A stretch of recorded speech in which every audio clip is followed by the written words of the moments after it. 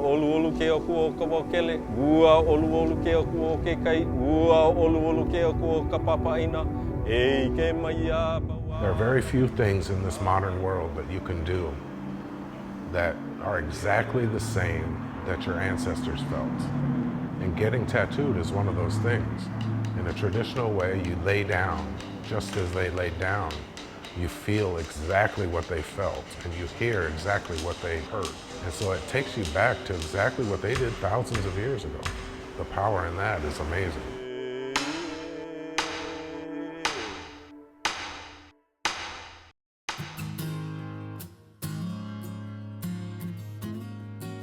To me, it doesn't matter if you know enough. It matters if you want to know who you are. Namo puna ai. Ola ho kōrero ia laku. I have at least 4 generations that's doing the things that I believe in. It's not about catching a fish. Sometimes it's about catching a fish the right time. It's about catching a fish for a purpose.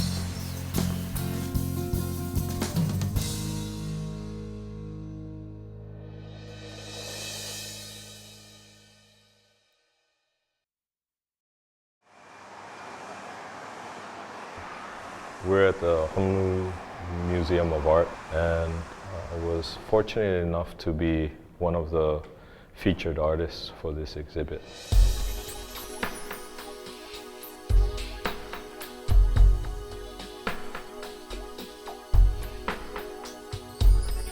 This guy is Keli'i Makua. I started working on him in 1990. He's a cousin of mine, but he also is an apprentice. A lot of the quote-unquote art that I do is not necessarily looked upon as being something contemporary, but a reflection of what was traditional. To me, this isn't tattoo, it's uhi. And there's a real big difference. Kākau wanaka uhi. Kākau is the verb. It means to tattoo or to write. Uhi is the marks that are left behind. I had the fortune of sitting at the feet of many kupuna. Oftentimes they shared with me some very, very interesting seeds of knowledge. I didn't think that they were giving me something special, but I remembered them. Whenever you speak with kupuna, everything that they share with you is something special. When you have that foundation, that protocol, that understanding, this no longer becomes just another tattoo. It becomes something essential for you in understanding who you are as an individual receiving it. And it humbles you as a person that is doing the work, because through your hands, your ancestors live.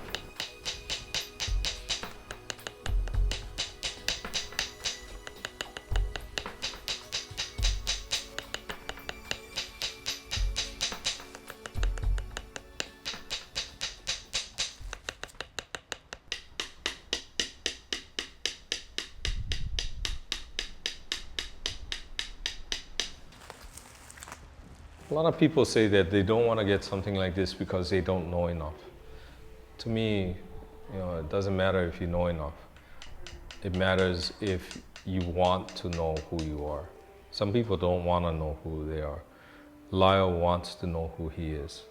My English name is Lyle James, and my traditional name is Chikli'ish. I am Tlingit, which is from the Alaska area, southeast.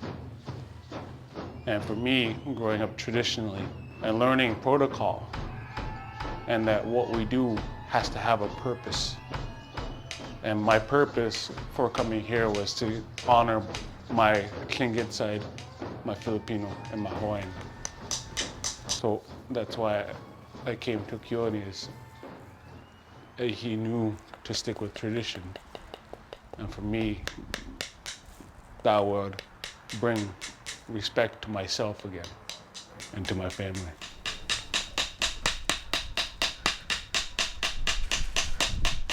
getting this kind of tattoo is not the easiest thing to do. So that's why when I laying there, it's in my head, I'm constantly thinking, okay, grandfather, I know you're here with me. I can relax.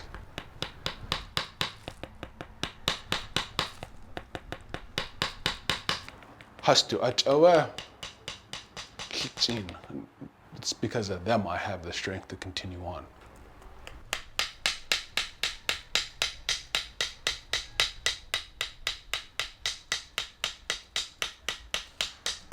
There is a lot of inspiration that come from your ancestors. There's a lot of protection that they offer you. Protective designs are one thing and family designs are another, but in my opinion, that's all the same thing, because your ancestors are in a much better place to protect you in many, many different ways than you are yourself.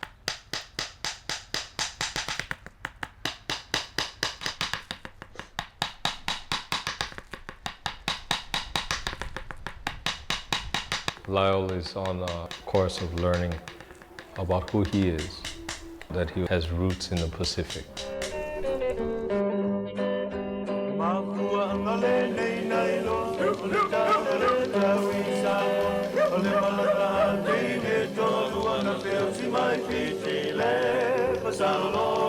His name was Paulo Suluape. He was probably the best traditional tattooist in the world. And when we first met, we just talked and talked and talked well into the night. There was a lot of things culturally that were very similar.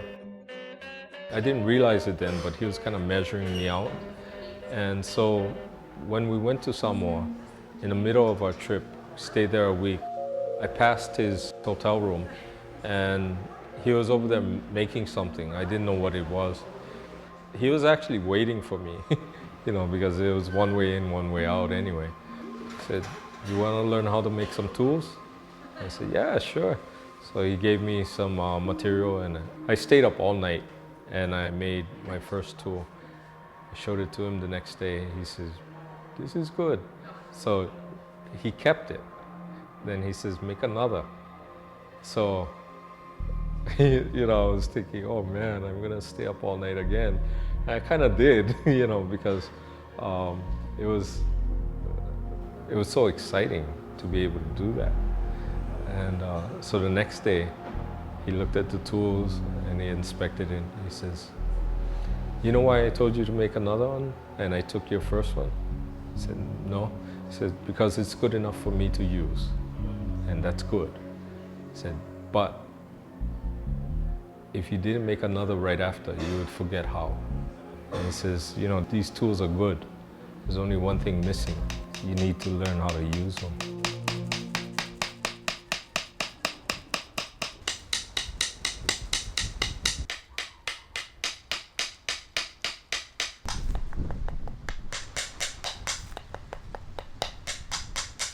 It was from that point on that I learned the technical parts of it. Whenever I had the chance and money, I would try and go and visit and watch him work and stretch for him. On his way back from Europe in 1998, he says, "I want to see you work." So I did a tattoo in front of him. And he looked at me, he says, "That's pretty good." And he did a ceremony in which he presented me a set of tools that he made. And he told me, he says, this is for you and the people of Hawaii. You earned the right to use these tools.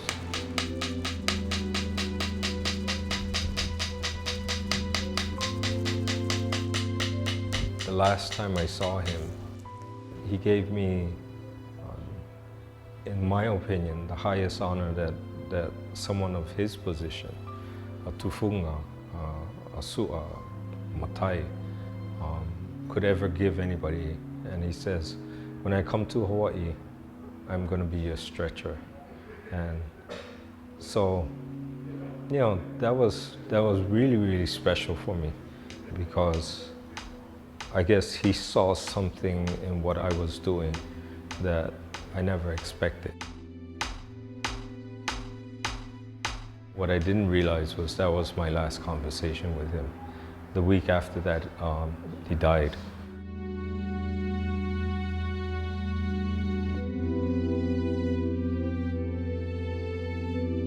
It was real hard on me for a while. I didn't tattoo at all. You know, he was a gift not only to myself but to the world. So it was really hard for me to get motivated. One night I was sleeping and he came to me in a dream. And in that dream he said, "Keone, I didn't teach you for nothing." And I knew what he meant, and so the next day I started tattooing again.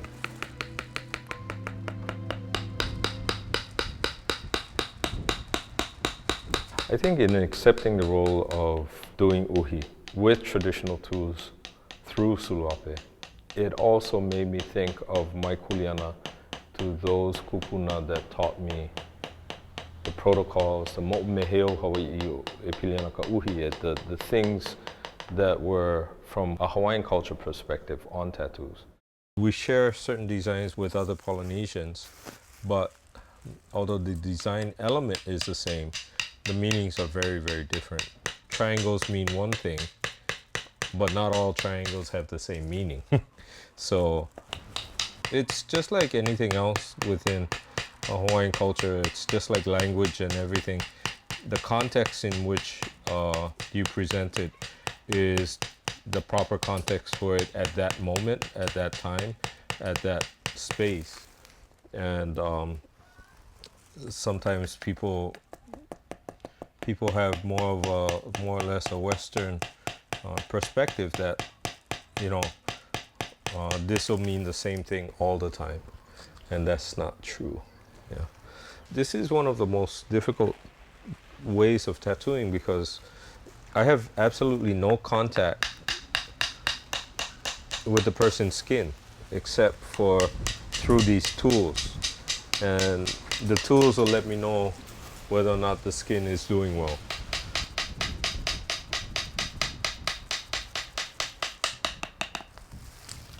Basic tools that I use is the moli, which is the tool that actually lays down the design, and the hahau, that's the hitting stick. You see what I just did? Anthropologists said that those designs didn't occur until after the advent of metal tools, because they said that bone tools and straight tools can't do that. They were wrong.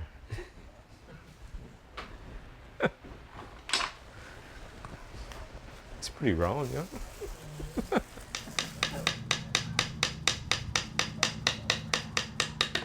I sit at his feet and learn as much about tattooing as I can, as much about genealogy as I can. It's put me in contact with Keili'i Makua, who's also one of my teachers, and it's just an awesome experience to be able to sit with these two men and learn what I can. I got involved with Keone Nunes from dancing hula. He was my hula teacher. Kelly's been with me the longest as far as apprentices is concerned. He was actually with me when I started tattooing in 1990.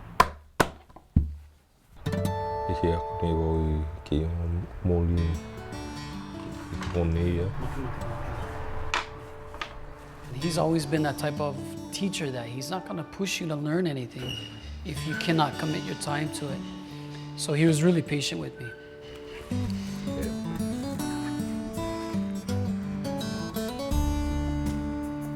And then, you know, along the lines of life and growing up, you get hiccups here and there, speed bumps here and there. He'll talk you through them.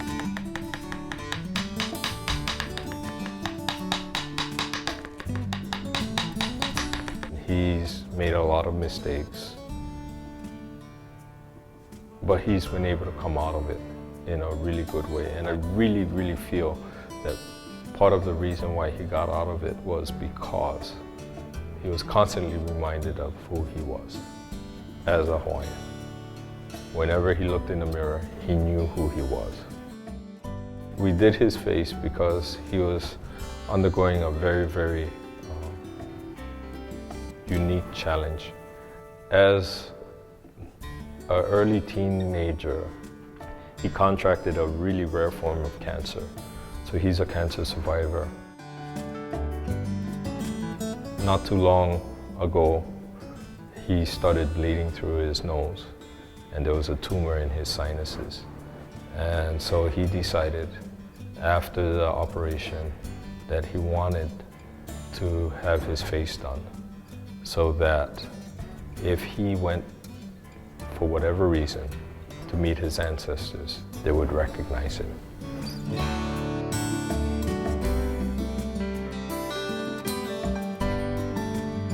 It's been interesting, and for me the greatest achievement so far is being able to tattoo him. That's unbelievable. It's a lot of pressure. I've been able to work on a lot of people. I've been able to share with a lot of people. And it's now time for me to acknowledge that. It's not to say that I'm done, but it's to say that I have to understand my role within the society a little bit more.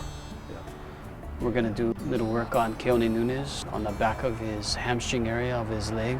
It's very exciting for me to do work on Keone. He's family for me, but he's been my teacher ever since right out of high school. And I've been with him longer than I've not been with him. It's a dream to be able to do something for your teacher or your family, an older family member. And for me to be considered adequate enough or good enough, basically, is very huge. He's not had anybody touch him ever since Paulo touched him and did one alamiho on him. It was just amazing, and after he gave it to me, I was given the title, Suluape, a Sāsua title from Samoa. He wanted me to have the title so that my tools has a genealogy.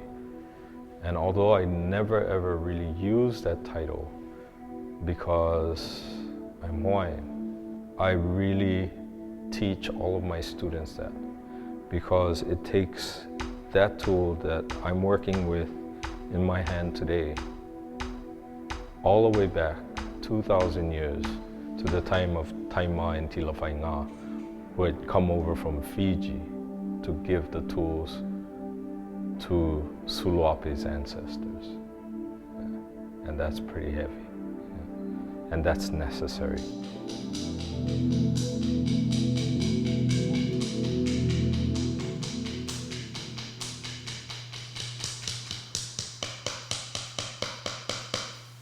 We're gonna do this piece on the back of his leg. It talks about his family, things that they're pili to, and things that he does and is pili to. Yeah, that's interesting. To me, it's really important because being on the other end, feeling how he tattoos, how he taps, it gives me a really good insight as to what he's doing technically. Is your haho slipping from your hand a little bit? No. You're just nervous, that's why. Yeah, it's all. Yeah, you were. It's all about jumping into the fire. Holy shit.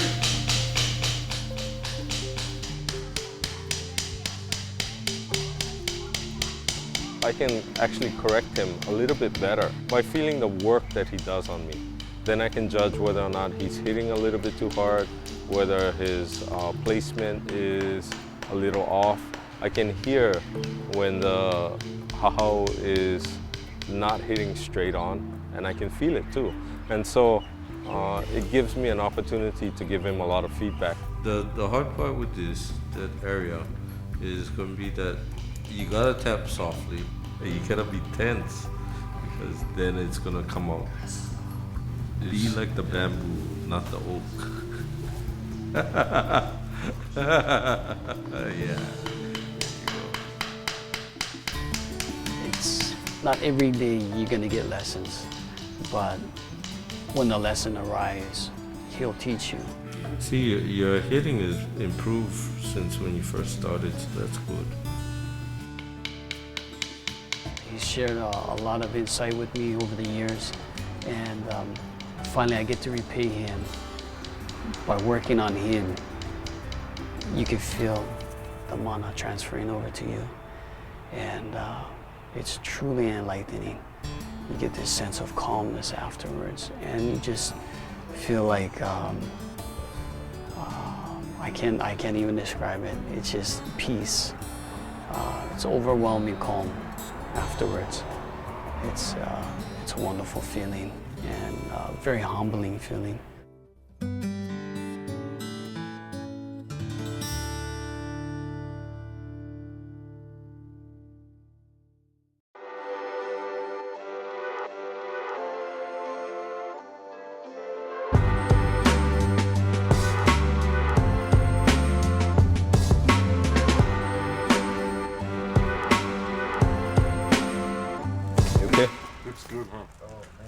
I forgot to warn you, this area is interesting. Yeah, and this part is kind of like a painful spot for him. Although I don't feel anything, I'm fine. Just in case you guys were wondering, you know. Jeez, but I wonder how Keone's doing.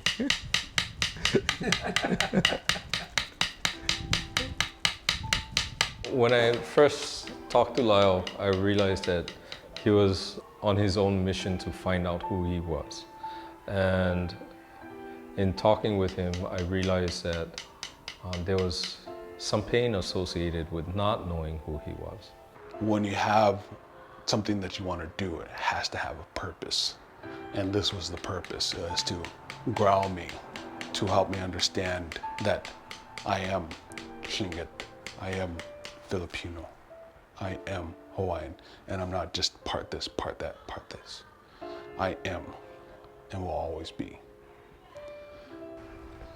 Well done, bro. By coming here, it satisfies a part of him that he never knew. It makes him more complete. You need help? I'm good. The uhi reflects that.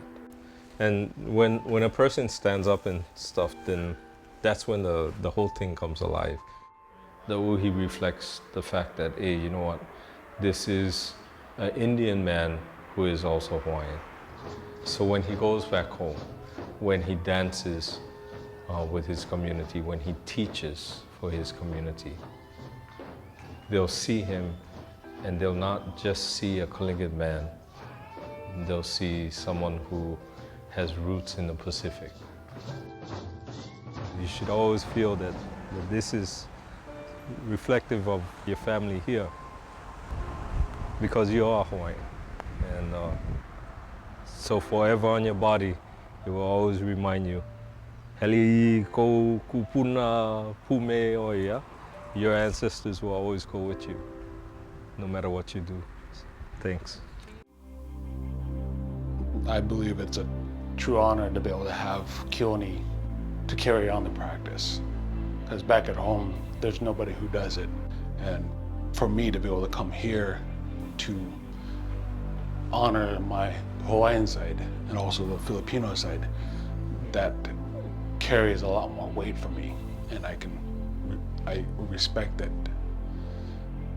he can still pass that on to the next generation. You have to find something that really moves you and be able to do it very well and be very dedicated to it to come close to such a feeling that I get from what Keone does for me. And I owe a lot to him. He's been an awesome teacher, awesome elder, awesome friend, and a family member that anybody would want to have, you know. Whether or not I ever tattoo anybody, or whether I just stretch and I just work with Keone, the tattooing part's not the important part. The important part is the knowledge itself, and being able to present that knowledge or to share that knowledge is what is important. Through me, my students have that genealogy too. So it's not important for me per se but it is important for all of us to understand that it is not without foundation. If Su'asuluape Paulo was here, I think he'd be very, very proud. The fact that his tools still live on, that his tools live on in the hands of Hawaiians.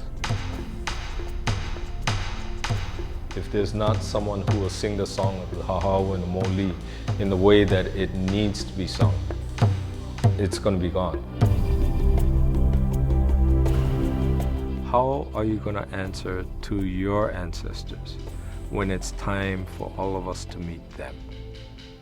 Will they be happy with what you've done?